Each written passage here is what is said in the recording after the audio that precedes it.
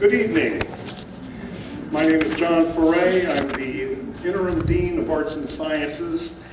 I am delighted to welcome you to the 2013 Phi Beta Kappa Lecture sponsored by UofL's College of Arts and Sciences and the Phi Beta Kappa Association of Kentuckiana. This lecture exemplifies Phi Beta Kappa's mission to foster academic excellence and promote education in the liberal arts and sciences. The Greek initials, Phi Beta Kappa, stand for the motto, "Love of learning is the guide of life." Before I introduce this evening's speaker, I would like to thank the Nature Conservancy of Kentucky for helping to make this lecture possible. Also, immediately following the lecture, you are invited to a reception hosted by President James Ramsey. The reception will be next door in the Snyder Hall Galleries. Tonight's speaker is a scientist and a global environmental leader who studies wildlife ecology and the nexus between saving nature and promoting human well-being. Sanjayan wears many hats. He is the lead scientist for the world's largest environmental organization, the Nature Conservancy. He holds a faculty research position with the wildlife program at the University of Montana. He regularly writes for the Huffington Post and for Orion magazine and has published scholarly articles in journals of influence, including Science, Nature, Conservation Biology, and Marine Policy. He is a science and environment contributor to CBS News, reporting environmental stories for the Evening News with Scott Prelli and CBS This Morning. His efforts have received extensive media coverage from National Geographic Adventure to the New York Times. Currently, he is host of the four-part series about energy called Powering the Future, which is airing globally on the Discovery Channel. He has helped launch a digital platform for environmental education. In just the first year, natureworkseverywhere.org has gained a following of 500,000 teachers and students. And these are just some of his day jobs. In his spare time, Dr. Sanjayan can be found fly fishing or hiking near his home in western Montana. After his presentation, Dr. Sanjayan will take a few minutes to answer questions from the audience. Please join me in welcoming signal when I hit about 10 Sanjayan.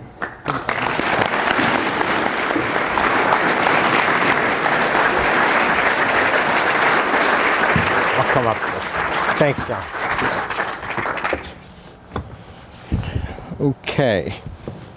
Turn these on. Okay. Can you hear me?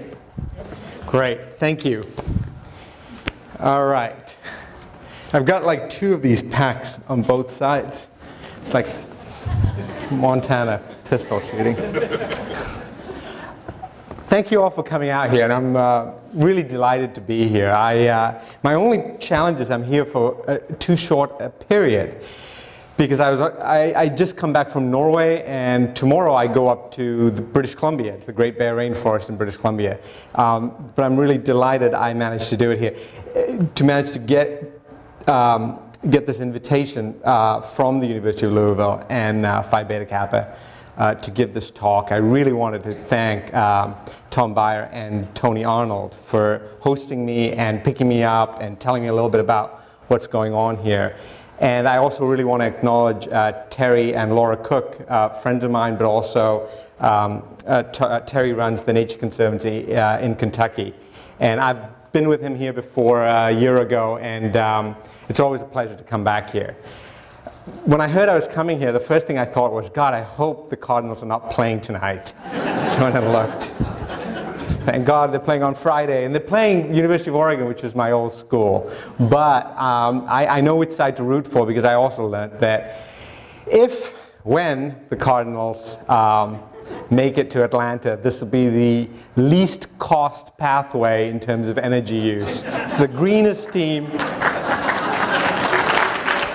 even though the Ducks have the green color. So anyway, thanks. So I was going to give you some thoughts that I've had about conservation and the environmental movement, where we're heading, tell you a few stories, and then ideally open it up for questions. And I'll try and go through some of this pretty quickly. Do you guys mind if I take my jacket off here? It's just a very formal crowd here. Universities are very strange. Oh, I can put it over here. It's fine. Yeah. Thank you so much. All right. Now you can see both of these. Okay. Good. So I was born on an island. I was born in Sri Lanka. And when I was born, basically a stone throw away from the Indian Ocean, my grandmother took me as a child to an astrologer. And the astrologer read my head, because in Sri Lanka they don't read your palms, they read your head, it turns out. And she read this astrologer read the patterns of hair growing on my head, cowlicks if you like, the swirling patterns of it, and gave the prognosis, foretold my future to my grandmother, who then came back home and, sort of being the head of the family in some ways, revealed the news to the extended family that I would die by drowning. This is why I live in Montana, and Kentucky is a real safe place to come to, right? Especially the western part of Kentucky. All right, so I was stuck here. I could look over this parapet and see the ocean, but my whole life was spent wondering about how to get over this and get into the ocean, right? And that could have been my fate, except that when I was about 9 years old, we moved to Africa, and then my mother, in one small moment of divine inspiration, or perhaps madness, or just wanted to get rid of her eldest child, who was troublesome, taught me how to swim.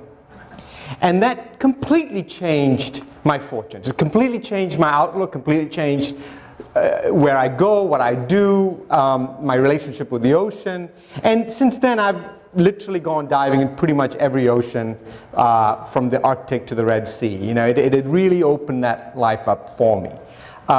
Even managed to host shows on Shark Week occasionally now and then, which is fun. But why I tell you this is because I've often thought about this moment, this unforeseen moment, and what possessed my mother to do this, and how it completely changed the arc of my life. If I go around this audience and I ask all of you, look, if I could tell you that your kid, you know, or you would die by drowning, would you want to learn how to swim? What would your answer be? I mean, the obvious reason is, look, if the kid's going to die by drowning, keep him out of the bathtub. You know, don't let him near the water. Is a pretty logical decision, right? No water, no drowning. It's pretty easy. But yet, she didn't choose the obvious path.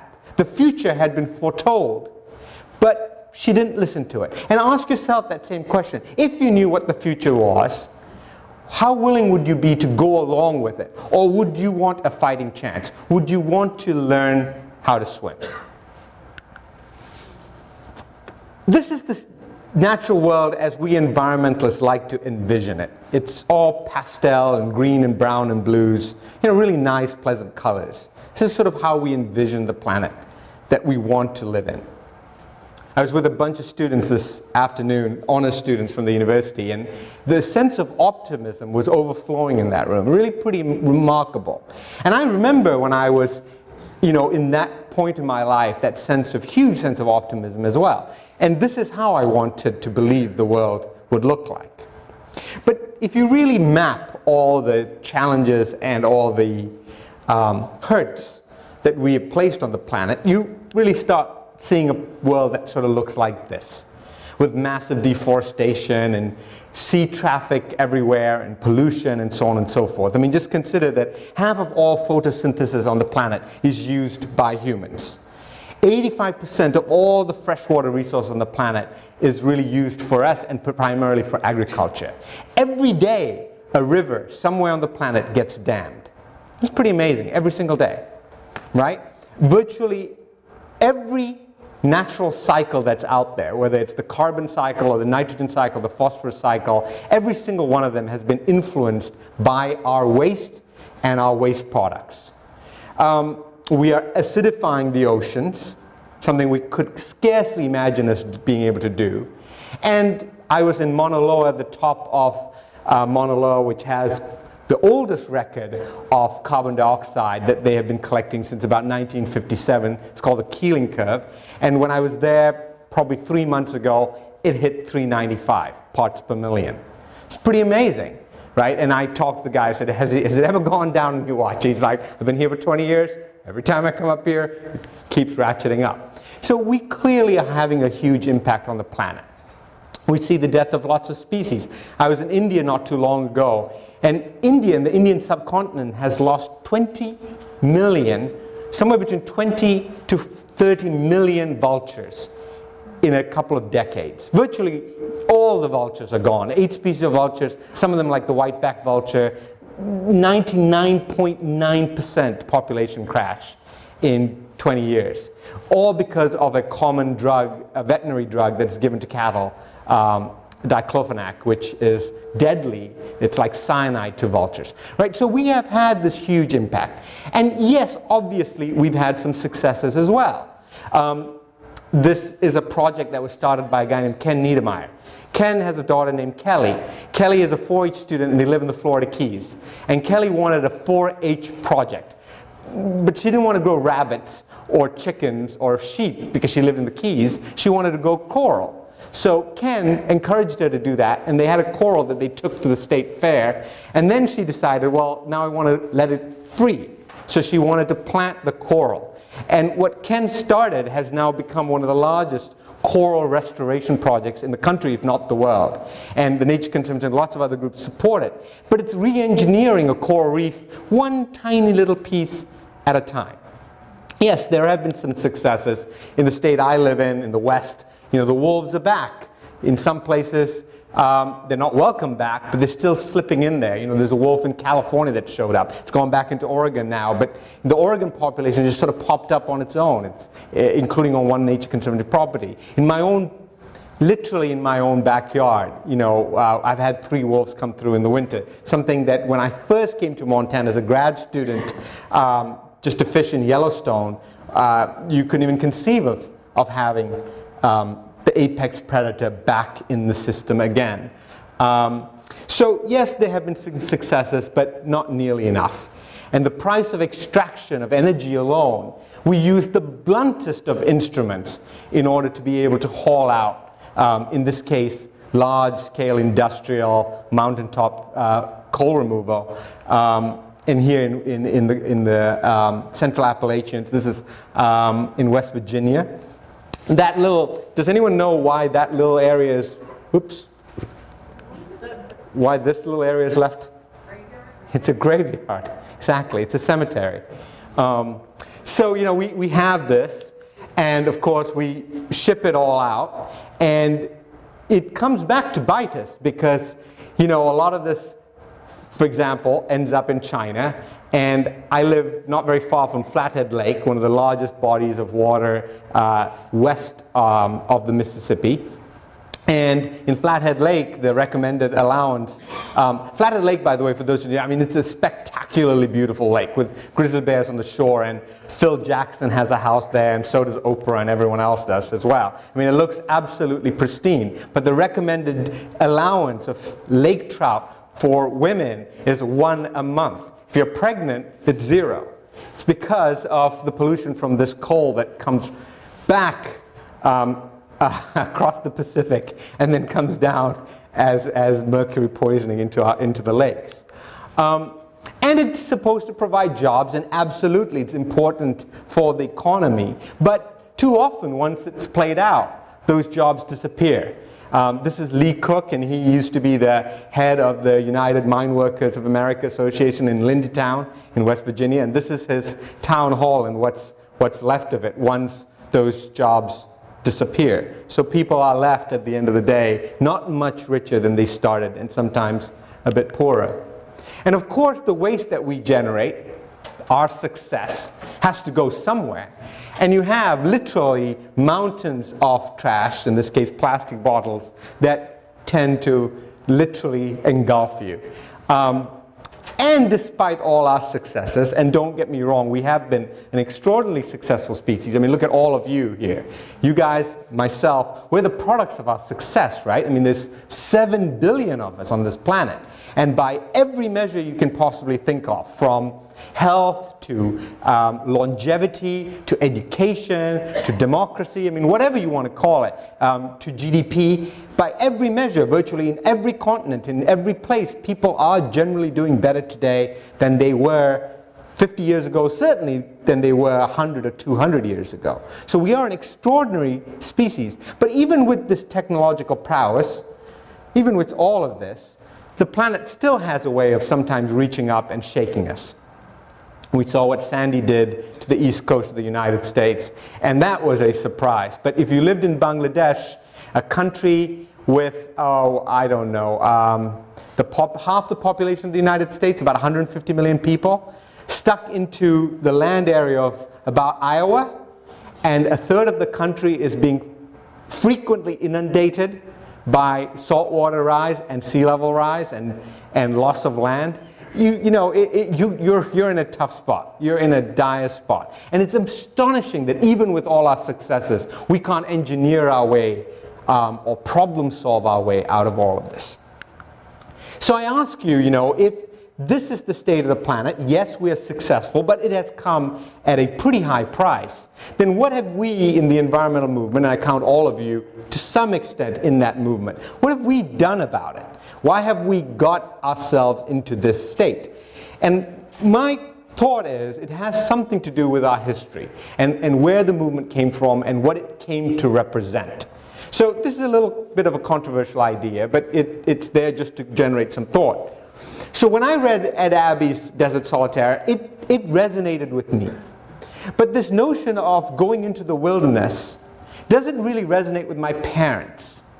Now my dad's like, look, I grew up in a mud hut. Why would I want to go do that again? He's got a point. And if you look at the way in which cultures other than Western, white, fairly elite, Patagonia-wearing cultures, if you look at anything other than that, this is not how they tend to interact with the environment, in this method, in this ideal. If you look at an Asian family and you ever watch them in a park, they're not on the high country, they're in the low country. They're usually by the rivers or by the flat areas, in the lawns, the open spaces. Why? Because their whole family is there with them. It's not one lonely guy kitted out with hiking boots, looking slightly angry because he's got to still go up that peak and it's a warm day. But it's the whole family. It's uncles and aunts, it's grandmothers and grandfathers, it's kids, it's music, it's food, it's loud, it's a little embarrassing if they had a Nature Conservancy jacket on, or if they were South Asian, it's really embarrassing for me. But that's how they enjoy it. And they do look like they're having a lot of fun. But this isn't resonating with them. This is a difficult concept, that why would you want to be alone, especially in a place that gives you a lot of joy? Why isn't it more about community? And even look at a celebration of the beauty of living in a harsh and hostile world, a season in the wilderness. By the way, when he was writing this, his own personal diaries talk about how lonely he was himself. That sense of community is gone. And the environment and nature, wild nature, is seen as something that you can only appreciate if you're willing to go in there alone and with purpose of being isolated. When I was in grad school, and I bet some of you would have these books on your shelf, these two books really had a big impact on us, right? Because E.O. Wilson, Pulitzer Prize winner, probably, the smartest, most brilliant ecologist, biologist around today. He put these books out and he introduced us this concept of biodiversity, this feeling that the world is like a cathedral, like the Sistine Chapel. And you could look at these covers and look at them. I mean, they're gorgeous, right? They're absolutely spectacular. They're dripping with life. But they miss something, right? They miss all of you. There's no human element in these. I mean, there's no person in here. You don't see a little guy in that drop of water. You see an orangutan and a toucan, right? So he's describing the cathedral. He's describing the Sistine Chapel, but he isn't putting people in there. He is saying, look, nature is so wonderful and so powerful, you will be in awe, that if only you go into it and you look up at it and it blows your mind, you will be willing to save it too. That is a big proposition that he makes. I kind of bought that. I think a lot of us bought that. I feel that way sometimes. I mean, I feel that way often. But it's a hard proposition to sell to the rest of the planet. So I wanted to take him up on this challenge. So I wanted to go to the most biodiverse spot on Earth. And I did that. So it's a place called Yosemite National Park. National Geographic recently put it, I think in the last issue, called it the wildest place on Earth. Now that was after I'd already gone there, just to point out. I wasn't following the trend there. But you go there and there are papers that say it is the most biodiverse spot on Earth based on amphibians and birds and plant diversity. And you could believe it. You get dropped in there. It's in the eastern part of Ecuador, in the western Amazon. It's where Ecuador sort of meets up with Peru, and it's a very, very lonely place when you get in there. And it does actually look like what Wilson describes. It is magnificent. It is a cathedral dripping with life. But what surprises you is there are people in there. In this case, the Warani, hunter-gatherers, still some tribes that are in hunter-gathering mode, resist outside influences. There are still some clans that have never had contact with Western people, never had contact with anyone else. In fact, this guy who I met, his father is a pretty famous chief. His father remembers the first time he saw an outsider. The first time he realized that the world had other humans and what that was like, and described that to me. It's a pretty powerful place. And when you spend time with the Warani and you see how they work the environment, all the little things that they do, these tiny little things they do, exquisite details that they have. Their blowpipes, for example, which they use to hunt monkeys and birds, they use a little thin dart. It's like a sliver. But they also carry, just on their body, they carry on a string a piranha jaw. And I saw that piranha jaw and I thought, what's that for? Why they're essentially naked. They're completely naked except for it's like a G string without the G. It's just a string. But they carry this piranha jaw, and you go, what are they using that for? And you realize they use it because when they get ready to fire that arrow out of the blowpipe, and these blowpipes are long, they're about 8 feet long, they take that little sliver, that little arrow, and they notch the end of it using that piranha jaw. And that notching allows the poison tip to go into a monkey and then break off. So the monkey can't just pull it out. And there's just that little detail, you immediately realize, boy, this is a culture that is integrated in here. The power of observation, all these little details that they have. It's as beautiful as an iPod. You know that people belong here. You are convinced of it.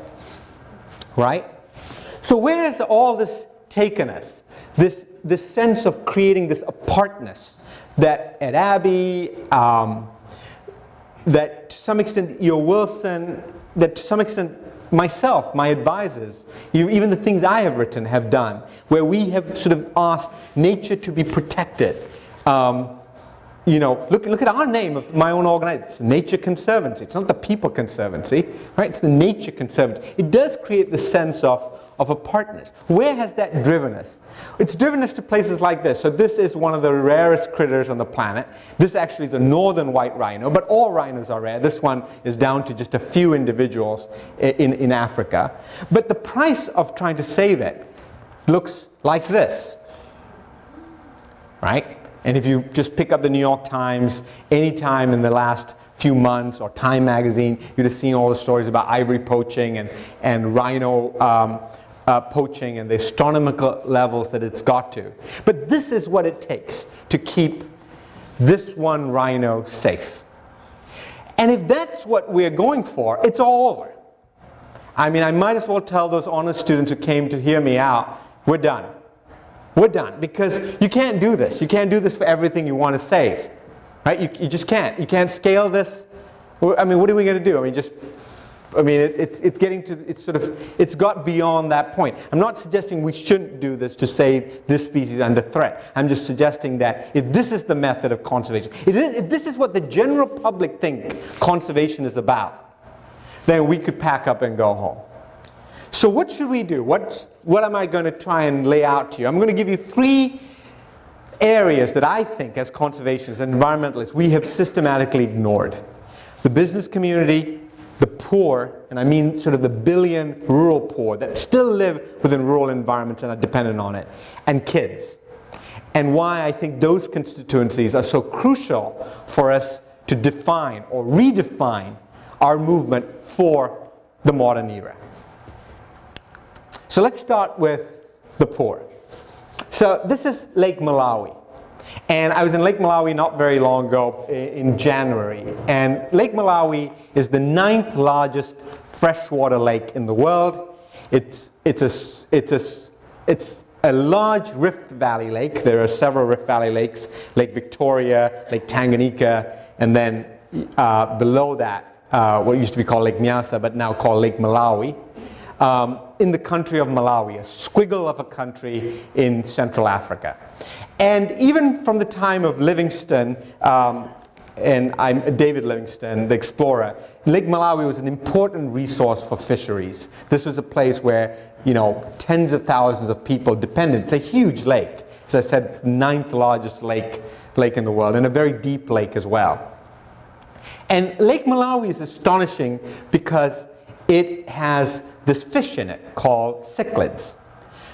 If you're a biologist, you probably would have learned this somewhere in behavioral ecology perhaps. But cichlids are amazing. If you go to your dentist's office, actually, like many dentists have cichlids for some reason, right? So you go in there, you know those fish tanks they have with rocks? If you see a fish tank with mostly rocks, big like boulder, like granite boulder, and a bit of black light, it'll probably have cichlids in them. And they're colorful. And what's amazing is when you go diving in Lake Malawi, it actually looks like your dentist's aquarium. It really looks like it really do. You get in there and you're like, man, this is just like his aquarium, because that environment looks like the fish tank. You think it's, I think I'm kidding, but you're not. I'm not really not.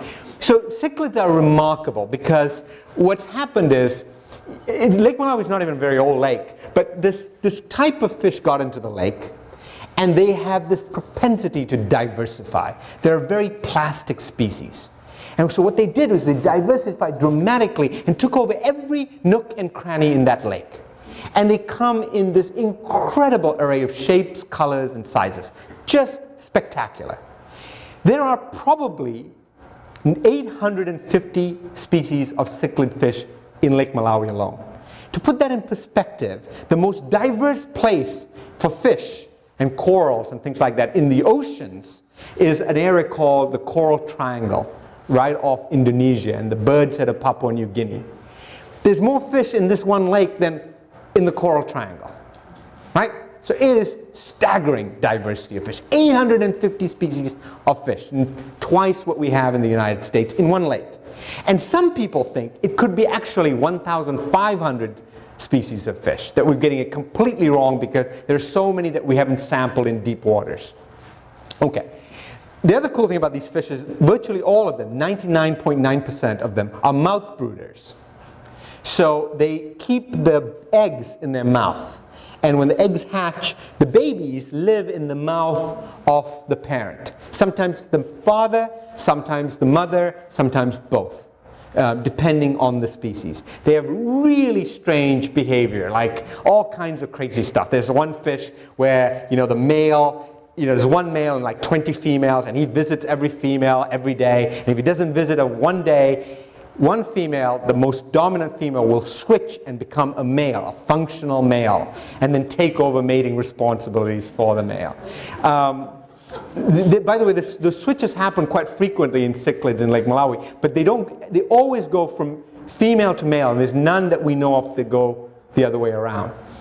They also build these bowers. They build these arenas in which they display. And some of these bowers are incredible. They're like the size of a very large table, like a King Arthur-sized table made by a fish that big. Some of them build nests of shells. I mean, they do all sorts of crazy stuff. We can't go into that, but just look this stuff up. It's an amazing place to go. Now, scientists have known about this place for a long time. But what also happens in Lake Malawi is, obviously, the people who live on the lake shore fish these cichlids. And here you have a boat of actually quite small cichlids. There's fish, the cichlids that get that big, some get that big, and those are the adults. And many of them are fished in this sort of size class, which is quite small. And increasingly, it gets more and more desperate. And you get this sort of thing going on, where, let me see. That's the size of these cichlids that have been taken out of the lake. So those are all fries. I mean, look at the size of that little guy, for example, and that's a thumb of a kid. So you see it's fish this big. Out here, these kids are in the shallows, in less than 2 meters of water. And you know what they're using? What they're using here? Do you know what that is? It's not a fishing net. It's a mosquito net, right? It's a mosquito net given for malaria prevention that's now being beautifully used to catch the tiniest of fish from these shallows. So I just want to read a little bit from my journal that I had with me when I was there to tell you why I'm telling you the story, because there's something that happens there. Now, let me see, I marked this page. And you have to mind, I didn't edit this, so it's pretty rubbish, but okay. So I'm sitting on the edge of this lake. It's the 18th January 2013. It's called the Danforth Yacht Club on Lake Malawi. And I'm there with a scientist by the name of Jay Stauffer. And Jay Stauffer is probably the world's foremost expert on these cichlids. He's from Penn State. And he's the one who invited me to come out there and spend some time with him. The guy really, he's probably identified 60 cichlids himself. Identified it. So I write here, it's hard to believe that something so beautiful as this emerald green lake, ringed by green hills, can kill you. And though I come fearing crocodiles and hippos, of which sizable populations exist, the risk is, the risk in, bloody hell. Oh, these risks are small, but nevertheless these monsters loom large in my mind. Rather, it's something I can barely see, almost microscopic, that lives in the muscle of a small mud and sand-dwelling snail that posed the real threat, an underappreciated threat to me. Sitting here on a beach in rough golden sand with waves lapping at my feet, I know in all likelihood that I'm now infected. And if untreated, over a period of years, I could die. 3 months from now, so this was January, February, March, April, okay, next month. 3 months from now, I will have to get tested. The care is pretty simple. A pill that I have to take, and I won't get ill again. But if I don't get treated, I'll become lethargic. My immune system will slowly collapse, and eventually I will start peeing blood. And then, if even more untreated, I might die. It's because this lake is completely infested with bilharzia, schistosomiasis. It's a parasite. It's a parasite that it lives within snails that are found in slow-moving waters, often in streams, often around vegetation. And the snail has it comes out of the foot of the snail, this parasite does, and it burrows into your skin. And it eventually goes into the veins that go between your liver and your small intestines, where it reproduces and starts laying eggs. Lots and lots and lots of eggs, which eventually clog up those veins. One of the side effects of that is that you start peeing blood. Now I'll tell you why this becomes important. So it turns out that on these lake shores, in the last decade or so, HIV infection rates have skyrocketed.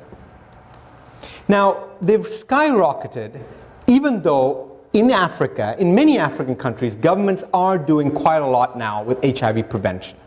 So many African countries understand HIV prevention, they get it, they're putting money into it, both in terms of prevention and prophylactics, condoms, and so on and so forth, but also in terms of ARVs. But on the lake shores, these rates have continued to climb. And it's been a puzzle. But now doctors think that part of the reason why on the lake shores it continues to climb is because of this propensity for people who live on this lake shore to be infected with bilharzia. 300 million people around the world have or are susceptible to bilharzia. And once you start peeing blood, as you can imagine, HIV transmission goes through the roof. Normal heterosexual sex, the chance of getting HIV is pretty small. You add a little bit of blood into the mixture and all bets are off, right? So the big question is, why has HIV gone spiking high? We get it, it's because of bilharzia. But why now? Why has bilharzia just suddenly become such a problem on the lake shore? It used to be a problem in streams and in mud, where there's a lot of vegetation. But look at this, there's not a lot of vegetation, it's a clear sandy bottom. Jay Stauffer and other scientists believe it's because of what's going on here. It's because of overfishing that is leading to the decline of this one particular fish. And this guy, of all those colorful fish you saw, this one's probably the plainest fish out there. You dive down there and you'll miss him unless someone tells you what to look for. He's a silvery fish about this big. This is actually a female, and I can tell because the female is actually a little more colorful than the male. She's got these spots on her back. But it's about palm size, silvery, looks like a sunfish, doesn't really do anything exciting, just sort of sits there on the sand and swims around. And you completely forget about it because you're blown away by these other 850 colorful dentist fish that are swimming around you, right? But it turns out that this fish does something pretty amazing. It's a facultative eater of snails. Not obligate. If you're an obligate eater, you're in trouble. But if you're a facultative eater and a good facultative eater, which means you'll eat them if they're available, this fish becomes a big player. What has happened in the last couple of decades is that this fish has been completely fished out from the shallows of Lake Malawi. Anything under 2 meters of water, and I did a lot of diving in 2 meters of water, nothing. You don't see a single one of these fish. When Jay first came here about 20 years ago, he counted one of these little guys, they're called placodons, one every 10 meters along the lakeshore. So here's one, you go 10 meters, swim, swim, swim, swim, swim, there's another, swim, swim, swim, there's another. And guess what they ate? They ate the snails.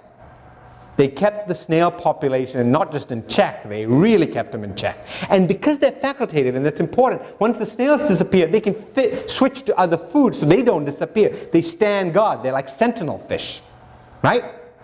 If you just eat snails and you eat all the snails, then you're in trouble, you have to go somewhere else. But these don't, they can eat other things as well. But now, because they're completely fished out in shallow waters by little nets that have been just dragging along the lakeshore, the snail population on the lakeshore has skyrocketed. And even though only like 1 out of 200, 1 out of 300 snail actually carries bilharzia, that's enough to infect the community. The village that I was staying in, this little village here, about 15,000 people, the bilharzia infection rate is close to 90%. It's like 87, 88% infection rate. It's no point giving them the tablet that I will take next month when I get tested, and if I have it, it'll cure me. Because you give them that tablet and you'll have to give them right away again because they'll get it again and get it again and get it again.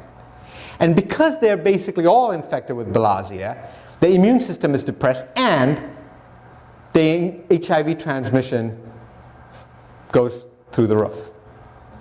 I tell you this story because, you know, it's easy to go and tell these people don't eat these fish or don't catch something so close to that. But it's very hard to do that, right?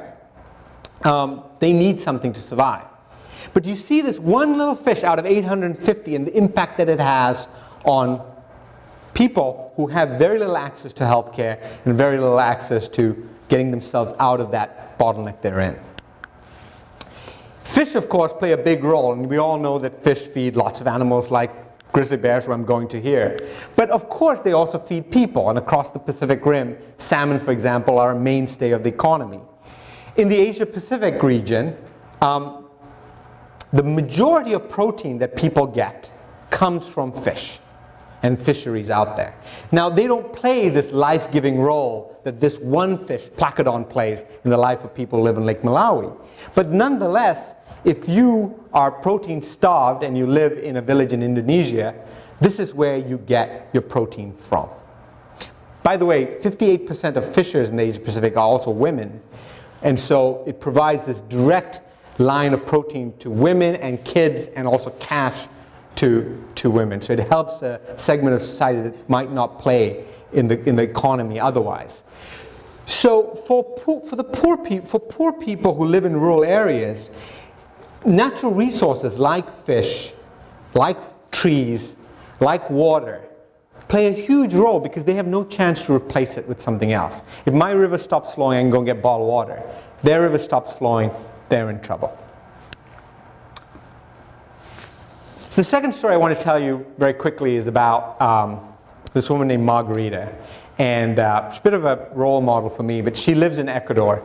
And Margarita, I went to a restaurant one time and asked her what her biggest challenge was in her restaurant, and she told me water. So water. It turns out she has a big problem getting water. She has to pay a guy 25 bucks to go to a river and put water into a truck and then bring it and supply her with water. But it's not just Margarita who has that problem with water. Bottling companies in Latin America have problems with water. Coca-Cola, Pepsi have huge challenges about how to get water sustainably. If you live on a planet with 7 billion people, whether you're a small businesswoman or a mega company, you have the same challenge. Where does your water come from? Now, in Latin America, what's pretty neat is that some of these companies have got together to create a fund that they put into protecting watersheds like this. So this is above the city of Quito, and you can see the city up here, and this is the Paramo grasslands. It's actually a biosphere reserve called the Condor Biosphere Reserve. Now, we conservationists want it to be protected for condors and spectacled bears and things like that. But Coca-Cola cares as well. Coca-Cola cares not because it wants to be a good corporate citizen. They may or may not want to, and I'm assuming they do. But really importantly, they need this water if they want to be able to bottle water, if they want to bottle soda in Quito. So by creating this value for a resource, companies now are starting to understand the value that nature plays in their lives. This is the largest plant that Dow Chemical has. It's in Freeport. Right? Those are skimmers, by the way, in the parking lot. But Dow has a problem with this Freeport plant. It sits right on the Gulf. And guess what comes barreling up the Gulf every so now and then? Very, very, very big storms. And so they have a big challenge. How do they make sure their plant, their biggest plant, is going to be secure for the future? So Dow has two choices. They can build up a seawall and come up with engineering solutions, or, and I don't need to say or, it could be and, they need to protect the marshes that are in front of their property. And that is what they're trying to do. They're also trying to do this, which is restoring oyster reefs off the, in the Gulf. Now these restored oyster reefs, the Nature Conservancy does a lot of this sort of restoration work, ends up not just protecting a shoreline, but also ends up providing jobs. It turns out it costs about $1 million to build a mile of reef. You give us $1 million, we can build you a mile of reef. Now that mile of reef doesn't just bring oysters back, it also brings fish back. So you get about 2,000 pounds of fish and crab a year from these reefs. That can turn into about $30,000 of cash a year for fishermen. If after about 4 or 5 years you can harvest these oysters, you can add another $100,000 into your local coffers a year from the oyster harvest, about 20 every meter. Then if you add the value of storm protection, because storms come in, hit this, and they get blunted. And we have studies now that show that you can reduce wave energy by 50%, maybe even more, through these reefs. Now the price becomes priceless if you're someone who's living there. And for a guy like this who makes his living from oysters and out off Louisiana, it makes a big difference. Right? It gives him a chance to create an economy, but at the same time protecting livelihoods inside, inland. The last constituency I wanted to talk about are kids and youth. You know, it's very difficult to think about education because there's so many different avenues to deal with education. The Conservancy took basically two approaches. We said, well, approach number one is we want to get kids out into nature. Not enough kids are going into nature, but we're going to be thoughtful about who we pick. We're going to pick disenfranchised kids, minorities, kids who come from communities that wouldn't get a chance otherwise. And we're going to pick them and mentor them over a long period of time, over a course of years, in order to create environmental leadership in places that there wasn't any leadership. And I'm going to play a short video from a program we have called the LEAF program, and it'll tell you what it is. It's about a 3-minute video, and then I'll wrap up after that. I grew up in Bushwick, Brooklyn. It was mostly Mexicans, Dominicans, Puerto Ricans, blacks. There was always that sense of community, very vibrant and lively place. There was always kids opening up the fire hydrants so the water would blast out. When I was 16 years old, my family and I were evicted because of financial situations. during that time, we were completely dependent on the government. It was really difficult for my mother. I knew that the only way that I could move forward was creating those opportunities for myself that would get me out and see different parts of the world. Everything I had known was limited in scope to my block. That was my worldview right there. Nature and bushwhack is not something that was on anyone's mind growing up. Just seemed really distant and very unknown. And then I did the LEAF program.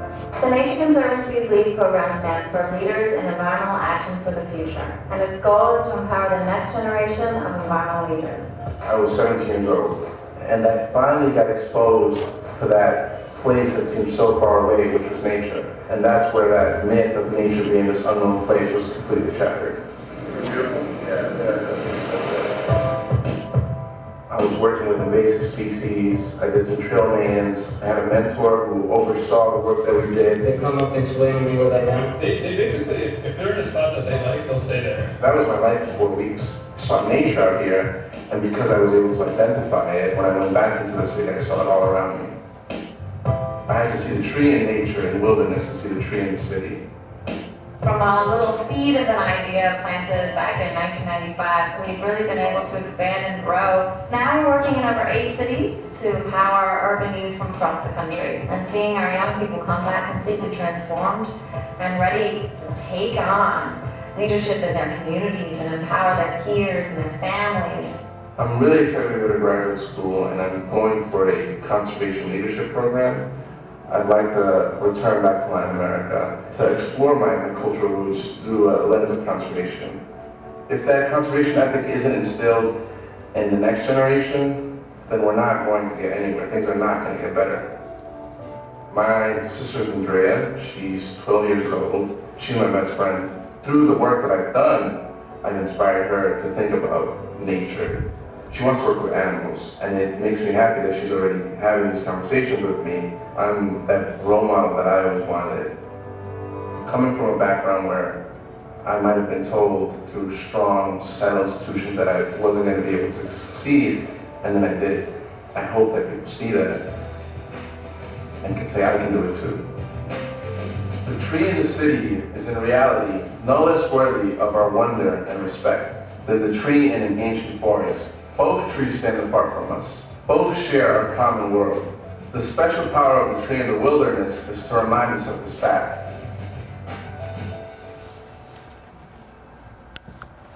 So the LEAF program now has about 500 graduates. That kid you just met there is now doing his master's and did an internship in Latin America recently. And it's been a really inspiring program to see these leaders really emerge and get jobs in the real world and go on to do their dreams. But there's a challenge with this, right? So we can't get every kid out into nature. It's challenging, it's difficult. So the other part of our program in terms of education is bringing a little bit of nature into the classroom. And it was inspired for me by my niece, who doesn't go anywhere without her iPad. She basically carries that around with her, and I tried to take her to the aquarium one time, New England Aquarium, and she wouldn't put down her iPad. And I said, Apsara, don't bring the iPad. And she's like, why? Well, it'll get wet. Why? You finally give up, so my sister and her take her in with that iPad.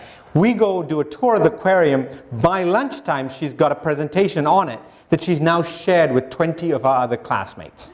And it kind of blew me away that that's the world she lives in. It was as strange as asking you to leave your coffee mug behind because you're going into a talk. Just doesn't make sense, this wired and unwired world, this bifurcation. Put it down because now we're going to nature, makes no sense for her. For her, it's all the same. So I went with it, and what we've done is created a program. I'm not going to show you a video on it, but you can look at it yourself. It's called Nature Works Everywhere. It's online, natureworkseverywhere.org. It's free. It's a teacher's resource. It's based in science and in language. And it's around the same theme of nature works to provide you with food, nature works to provide you with water, nature works to provide you with a place to play, and so on and so forth. But it's an interactive website designed for teachers and kids, middle school, and I think the most recent numbers are something like 650,000 teachers and kids on it in about a year. So there's clearly a huge hunger out there and a huge demand. It isn't about creating environmental leaders. I get that. And it doesn't substitute for getting a kid out into nature. But kids are in school, they are connected, so use that power of technology to deliver a little bit of nature into their classroom is what we had tried to do. So these three different constituents that I talked to you about, businesses, the rural poor, and youth, I think are hugely important to our movement. When you look around your peers and your friends and ask yourself, well, who am I talking to? Who am I spending time with? If they don't include one of these groups, then I know they will include at least one of these groups because you guys are all working in different venues of society. But unless we can bring those three groups into conservation, create value for them about why they should be in this movement, I think we'll always remain a niche. And I don't think we will be able to transform from that niche role that we've played for a while, sometimes effectively, sometimes not so, and transform into a real movement that can keep up with the changes ahead. I mean, the planet is resilient. It can kick back, it can come back, it does grow. But it can't do it given the state of the planet if we're not willing to give it some space, if we're not willing to give it a little bit of room. In our generation, and I consider us the luckiest generation out there, we got to see the whole planet all at once. After 4 million years of evolution of seeing the planet just from the ground, just about 6 miles before the curvature of the Earth takes your line of sight away from you. Then in one moment, because of astronauts like John Glenn, who go around the planet and then showed us the whole thing, we get to see the whole picture.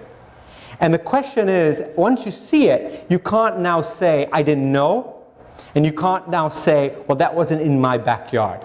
It's all connected. It all is part of the same. So really the question is for you, if we want to transform, if we want to create a movement that we can tackle, sensibly tackle the challenges that the planet has, then what are we to do? Are we going to sink, or are we going to take the right path out, and are we going to swim? So, thank you very much.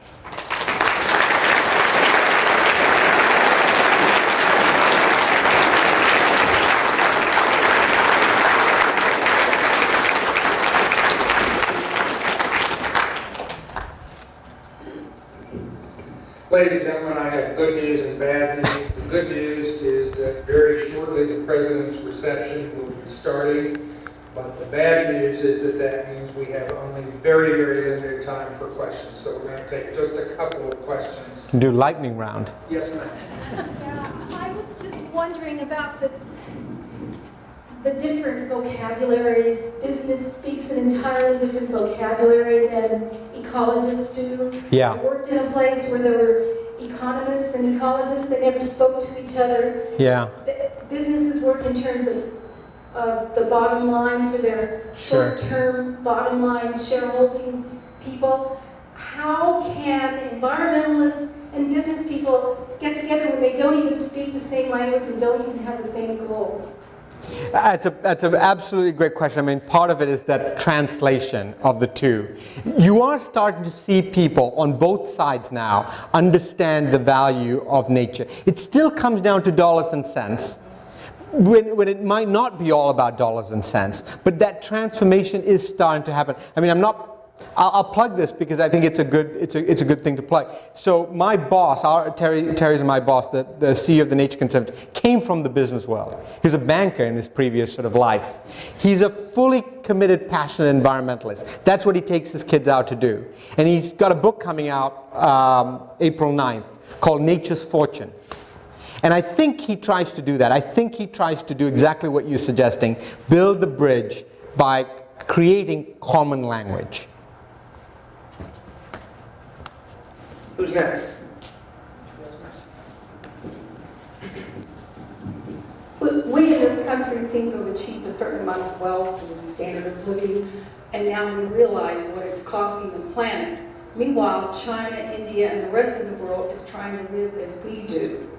It's going to take them 50 to 75 years to realize the damage they're doing while they're trying to achieve what we have. So I think China and India and other countries do want some of the things that we want. But there are two silver linings to what you're saying. The first is they don't actually want to be Americans. They want to be Chinese with some of the things we have. And they're willing to accept a certain way of thinking about things that we might not be willing to accept. If you go to a university in China and you stay in the dorms, you're given a card, and the card has a certain number on it. And that number can be used to buy food in the cafeteria, but it's also what you plug in to take a hot shower. It's also what you put to get your books. And you're making this rational decision all the time. And Chinese will tell you, we're happy taking a 4-minute warm shower, which almost no American would do. So the acceptance of norm is a little different than ours. So that gives me some hope, right? So they want to develop, but I'm not sure that they want to develop exactly the way we wanted to. And the second thing is, there is a sense of leapfrog technology. There is this ability to jump entire phases of development because they are able to see that and make that next change. And some of those signs are incredibly, it's sort of shocking, but incredibly powerful.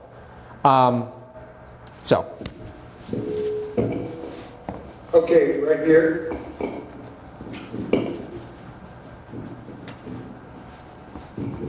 Hi, I heard within the last few months on NPR that it's a possibility that elephants in the wild could disappear within the next 20 years, which is just deeply disturbing. And lions, of course, are also greatly threatened. In addition to educating our youth, what can we in this room and the people we know do on those matters to build a greater positive? So you're hitting on a pet peeve of mine. So I don't buy that. I don't buy that for one bit. I don't think elephants. 20 years ago, I heard elephants are going to be gone in 20 years. It's on the cover of National Geographic. I really have a huge bone to pick with people who use that doom and gloom approach in order to get people active, right? So think about it for just a second. It would be extraordinary to lose 500,000 elephants in the next 20 years. I just don't see that happening across Africa in every country that they're in. Now, are populations going to be declining? Absolutely. Are some states, some countries going to be losing all the elephants? Absolutely. But I think genuinely you can expect in 20 years to go to Kenya and see elephants, for example, in Masai Mara National Park. Just like you can go and see wolves or grizzly bears in Yellowstone National Park. So, by setting that goal, like they're going to be gone in 20 years, we have to do something, I think they're sort of going at it the wrong way. And I always get nervous when people sort of say that lions are going to be gone, elephants are going to be gone, because it's such a high bar that they're setting. Much more reasonable is to think about populations that are declining, the loss in tourism that's happening. I think the elephant trade in ivory could be stopped with massive, massive educational campaigns in China, which isn't really happening. It's happening at a very, very small scale right now. But Wild Aid and other groups are doing more there, but it has to have many more powerful voices in China. It has to just go out of style. It has to go out of fashion. And we can do that. Think about all the things we create into fashion. People will pay $150 for a pair of sneakers, right? So we can create fashion out of nothing, and this is just reversing that. And we need to strengthen the parks. We need to strengthen the park capacity in Africa and provide some income from local communities who have to live with an animal that comes and eats their sugarcane crop. So you can do it, but it's a much more complicated and nuanced thing than saying they're going to be gone in 20 years, and it's all China's fault. I'm sorry, but at this point we're going to have to stop with the formal questions. But please come to the reception, which is in the next building over, and you may have a chance to continue the conversation informally. Sure. And I would like to thank Sanjayan for this wonderful presentation. Thank you so much.